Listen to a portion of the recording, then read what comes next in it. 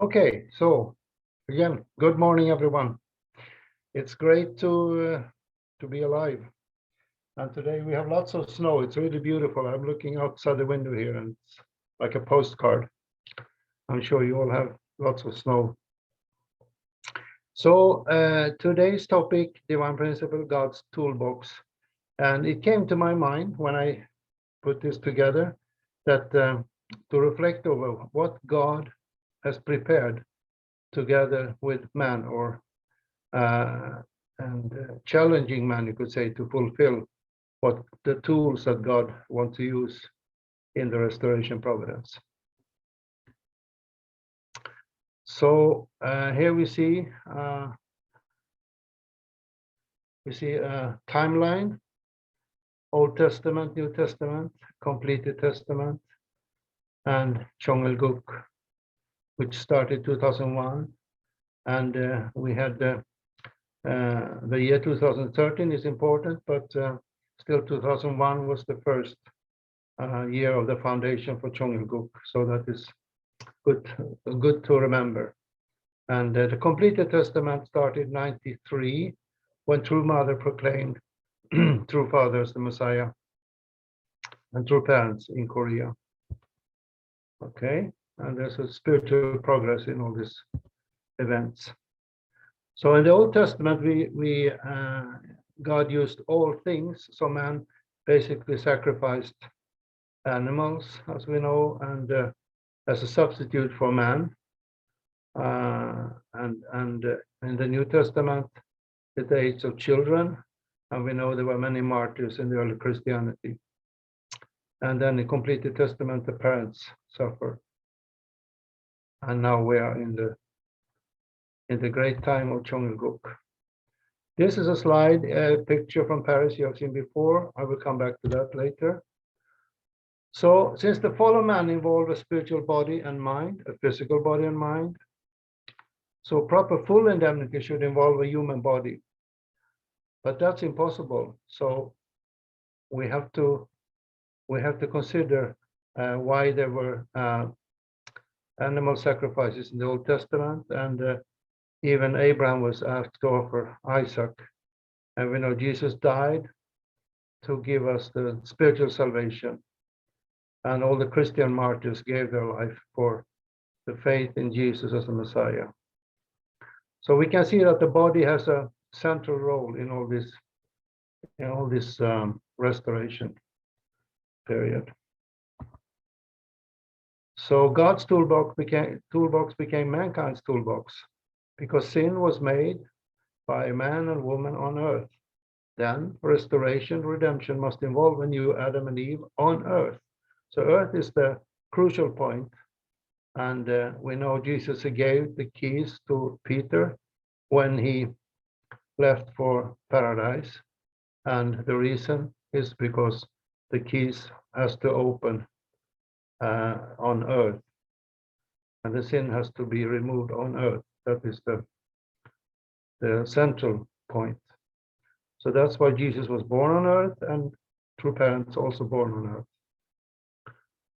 And God's gift to mankind then is purifying the lineage. So we see clearly in the Bible,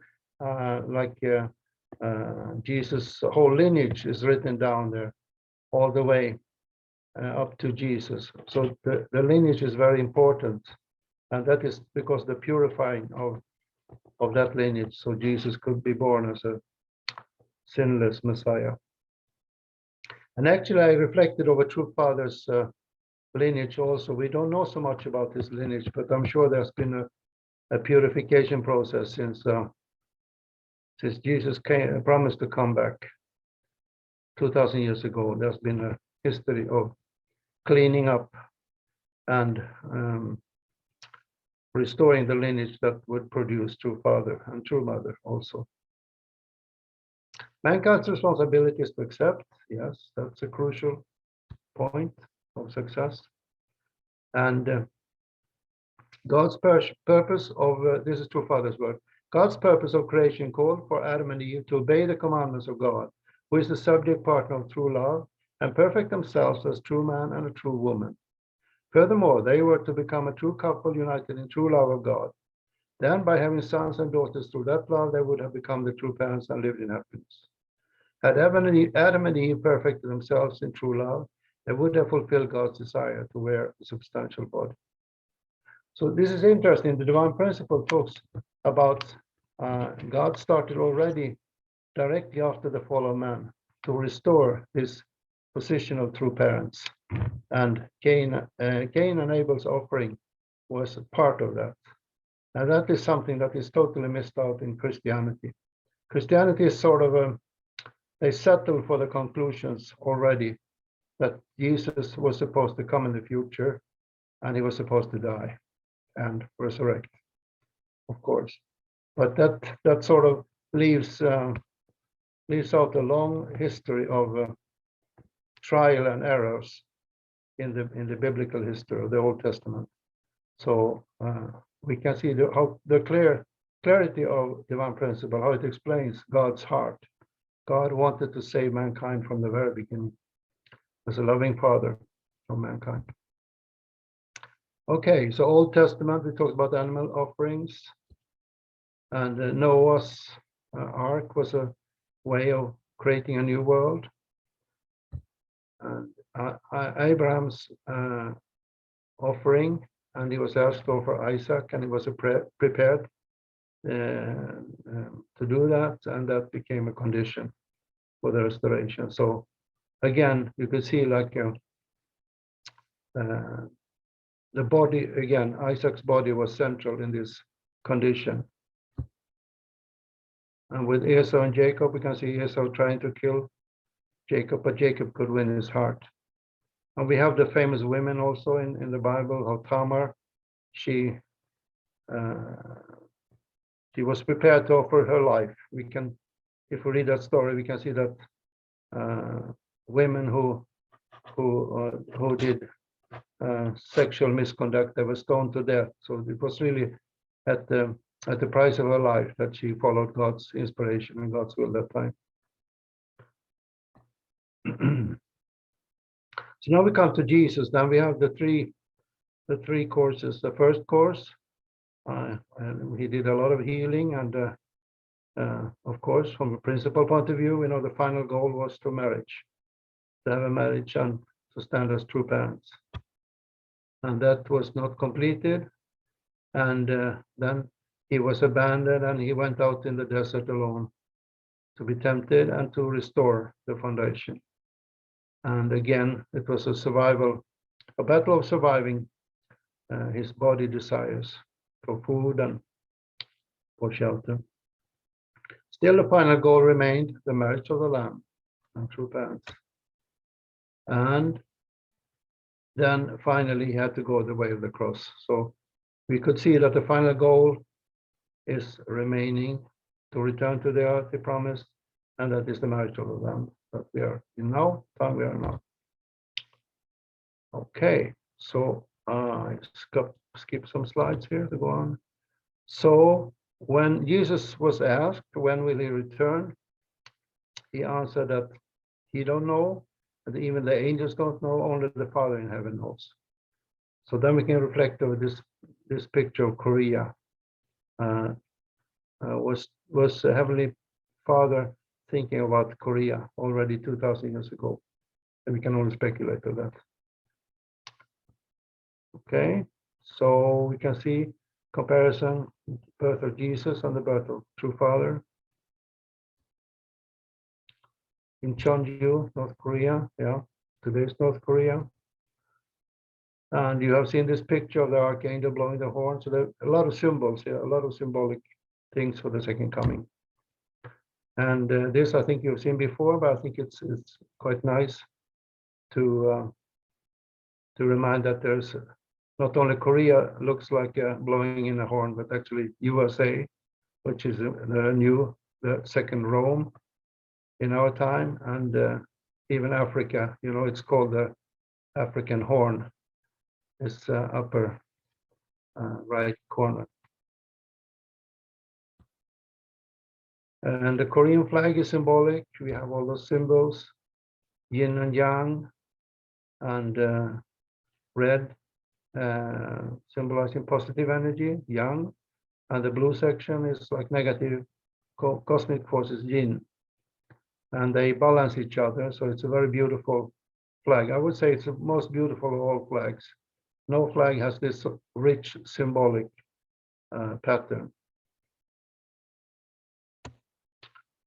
And the symbols, the 4 symbols around the center, is from I Ching, the book I Ching, and even Confucius and Lao Tzu commented about this important book of wisdom. You can see, like, this is I believe that this flag was founded several hundred years ago, and it has a providential meaning for the second coming of Christ. And we have those important symbols here for the upper left, Father, and if you go circle to the right, Son, and then opposite Father is Mother, and then the last is daughter. So also these 4 elements, which is famous in ancient symbolism. So a very symbolic flag. Okay, we have also many texts that refer to a new country. If you ask Christians today, they would say that Jesus is coming back. He's coming back to Jerusalem, Israel, and to gather all Christians and take them with him to paradise or kingdom of heaven. And we know that is far from the truth. And I will not go through this, but just a few points. So there have been a strong Christian revival during the last 100 years, and Billy Graham spoke about it, and the Swedish pastor Stanley Sjöberg, he was a Pentecostal pastor, and he wrote a book about Korea. So of course they didn't find or recognize true paths, but still there was the spiritual inspiration, you could say, like they could understand that Korea had a very profound meaning in Christianity and the spread of Christianity. Okay, so let's see. We have gone through some things here. There were prophecies about second coming, many prophecies in Korea. And I mentioned this before, 1948, both Korea and Israel got independence the same year. And this is very, very important, actually. So Israel was the old Messianic country, and it became a free country in 1948. And at the same time, True Father has commented on this, it was not just random that Korea also was established. 1948, South Korea was established as a country. And the 38th parallel is important. It's not only a border between North and South, but it's a border line between good and evil. And True Father said many times, the unification of Korea is providential. It will happen. It is in the providence, so it will be fulfilled one day, and it will be not only the unification of Korea, but also the unification of mankind. So this is interesting. We can think about ourselves, like we have a line inside ourselves also as fallen people. We have a borderline between good and evil, and that borderline will be removed, and we can go into the pure land of Chongelguk as free citizens. Okay, I just want to show how many different references there are to Korea and the Messiah coming. So details are not so important. You can find them on the net. So a short summary. We're coming up to the end now of this short sermon. So we know True Father was born 1920, True Mother 1943. 1945, True Father started his providence, and he was rejected. He was totally rejected, and the whole foundation collapsed. So we had to restart with the Unification Church 1954. And successful 1960, we have two parents' blessing. And that is the most important year in the 20th century. And now we stand on this foundation, and we are in the time period, 7-year period from 20. Actually, I think it should be 2021, maybe, if it's going to be 7 years, 2021 to 2027. Those 7 years will be like the grand finale of this providence and the spreading of Book.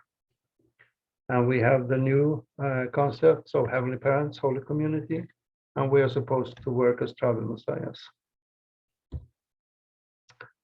And this is something you have seen before also, this prophetic book, Who is He? That was published in late 90s. And I remember True Father, he commented on this book in a 100K session in USA. So you can find all this in this book that's online, The Completed Testament Age and the Idle Kingdom. In book 6, you have all these chapters from Who is He? And some are quite astounding. So he writes in the book, in this book, he writes directly that the only one who can fulfill his prophecies is Sun Myung Moon from Korea. So it's very straight, and he's not a member, he is a journalist, and that was very spiritual. I remember when this came out. So 1998, at 100K, I got this text. So True Father wanted it to be translated to English, and that shows it was important. It was a providential textbook. There's this writer must be crazy to write that this man must be Reverend Moon. That was True Father's comment. He has not met True Father. Christians already accuse us that we either wrote this book or paid for it to be written. Okay. A spiritualist man challenged this, saying that Reverend Moon will die soon, and he was publicly saying Reverend Moon would not die because he's connected to God with a vertical energy line.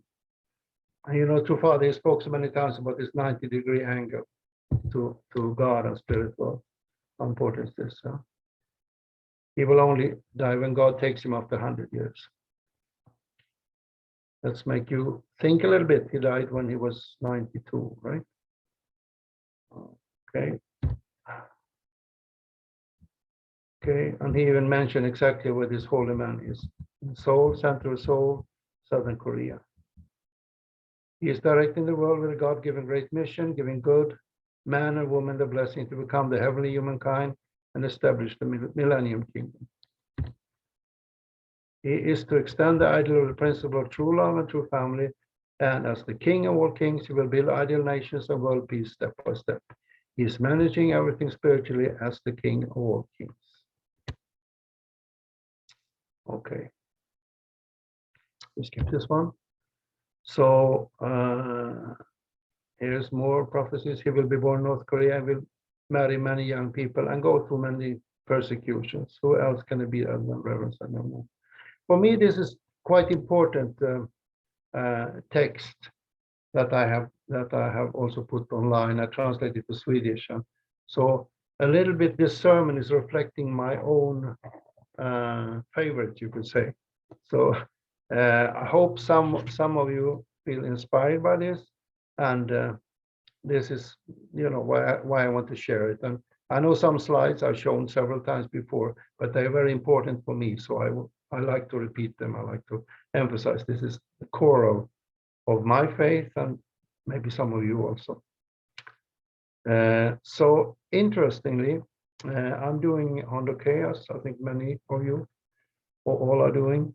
And we have a group in London every morning at 10 o'clock Finnish time. So we are reading And June, one sister, older sister, maybe you know her, she mentioned that in BBC, they have a television program, Unsolved Mysteries.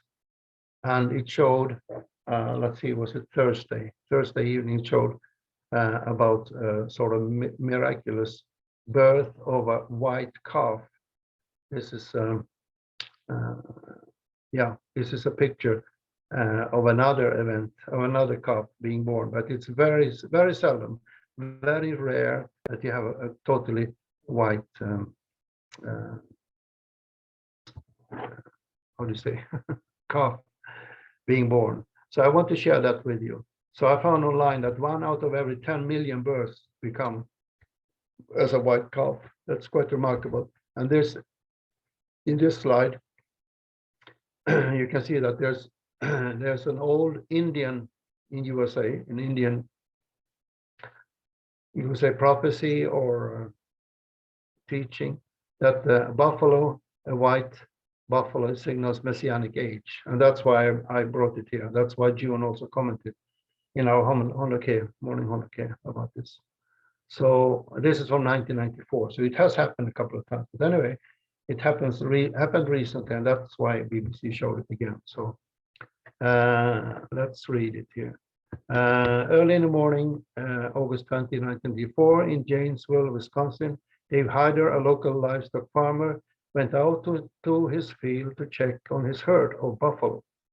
He could not believe what he found. Rubbing his eyes and looking again, he realized the white buffalo calf standing in front of him was not an apparition, a spiritual phenomenon.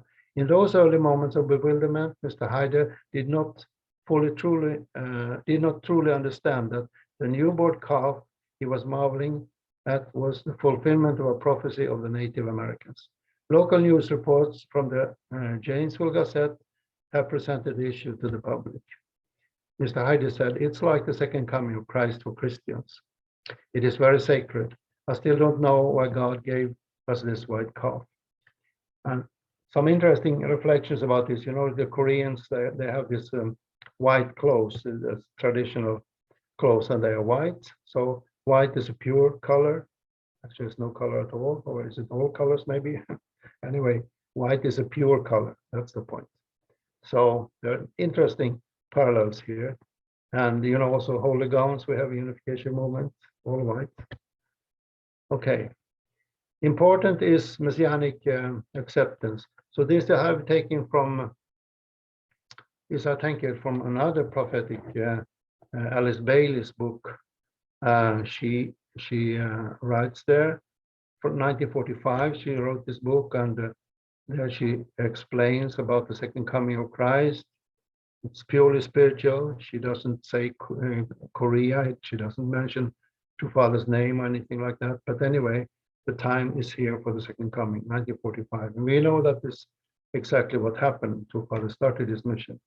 And she also made this sort of prophetic announcement that how will humans respond this time? Jesus came. We know he was rejected, crucified. And will people in the West accept the coming Messiah, or will those in the East accept him, or will it be a new people?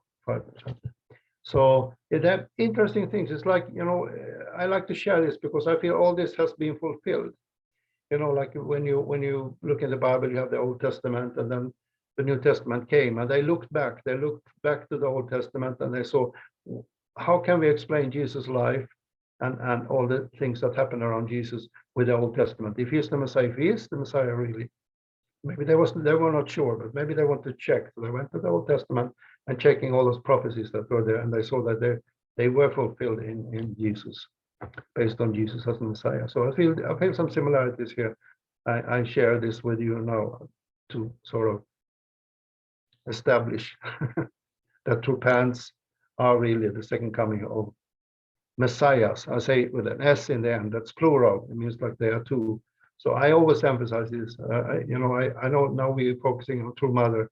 She's on earth, and True Father is in spiritual. So somehow he's not so visible. He's not so present. But I want to really emphasize they are both. They work in tandem. one from spirit side and true mother here on earth. So it's important to see them as messiahs with an S, plural. Okay, time is running now. I have to end soon, so I skip some slides here to save time. And let's see, here we come now to the final. So True Father said 1965, the purpose of the coming Lord is that someday all shall be like him, like Christ. So I think this is a good motto for all of us, that we should feel special. I really feel that way, not in an arrogant way that, you know, look how good I am, but really feel that we are chosen. We are all chosen because of true parents' presence. And we are the ones who are expected to witness about them. And that makes us big, that makes us profoundly big. So I think we should proudly announce true parents' message, and especially this time now with tribal messiahship. Okay, so here's a summary. Now this is the final slides. God's toolbox. So basically, in the Old Testament, God worked through revelations and healing. Also, New Testament, more revelations, healing, and we know how many of us who have had dreams about true parents when they came, and also healing. I know happened in Korea in the early days. Yang Won Kim, maybe you remember, the first missionary to the USA. She became severely ill just weeks before she met the family in Korea, and she was almost instantly healed from that sickness. So it was like a baptism, you could say, but she came into the truth and she became all well. So we have those classical things: sacrifice, prayer, fasting, tithing, conduct, unchill, witnessing, heavenly tribal messiahship. And like I started this sermon with, the ultimate indemnity is our body. So we have to sacrifice things based on our body. And there's an expression, every 2,000 years brings a new teacher. So we know Jesus came 2,000 years ago. True parents have come in our time. And I think we don't expect 2,000 years from now someone else coming, because all is fulfilled. That is True Father's last word before he went to the spirit world. So I think this is the fulfillment of this 2,000 year coming of a new teacher. And mankind's timely response, we know, is very important. And this, I think, is also affects world events. I have a small reflection about Russia and Ukraine. You know, the conflict that's in the news every day here now. You could put it in a new perspective. You know, like the world wars, the First World War, indemnity for True Father to be born. Second World War, indemnity for his mission to start. And then actually the Korean War is like a continuation of the Second World War, because we had again like the communist side and the democratic side and opposing each other. And it became like a stalemate. You know, it was not like finished. It was like a stopped war, but not finished war. So I feel a little bit what is happening now in Russia and Ukraine is a continuation. It's not a Cold War. It's not exactly a Cold War, but you know, if we can look at with a little bit broad eyes, we can feel that this is really like the West and Russia sort of against each other. Russia feel that they are not recognized enough. This is like a core, how to say, like a short explanation of the conflict. Russia wants more recognition as a world country, and that is the issue. They don't want the NATO or the West to sort of push them more into the corner. So for me, this is just my personal point, that I could see this almost like a continuation of the conflict in the Cold War in East and West. But hopefully this will be solved this time. I don't believe personally there will be a real war. So let's pray and hope for that. Okay, so here's this picture again. I promise to come back to you. So this is something God is using in our time. I showed you this before. I showed it, show it again because I feel it's so profound. Here, brothers and sisters standing in front of a grave over a Japanese sister. I don't know her name, but this picture was taken, and it shows light coming down this beautiful way. Okay, let's see. There's an end of sermon picture also. Okay, I went a little bit over time, but anyway, thank you for listening.